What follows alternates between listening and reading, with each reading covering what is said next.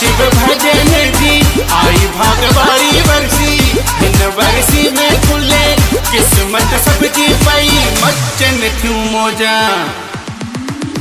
ओ नचा नचा वर्षी में झुमरियूं पाए, नचा हो झूमा झूमा वर्षी में झुमरियूं पाए झूमा। ओ नचा नचा वर्षी में झुमरियूं पाए, नचा हो झूमा झूमा वर्षी में झुमरियूं पाए झूमा।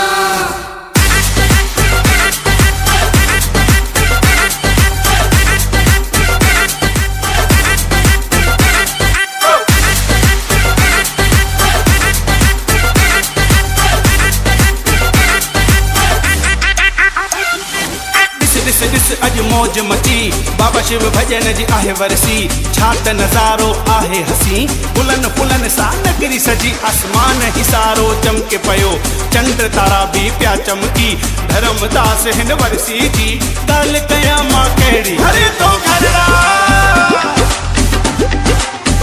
तुझे तो सजड़ा, हरे तो घरड़ा तुझे तो सजड़ा, वर्षी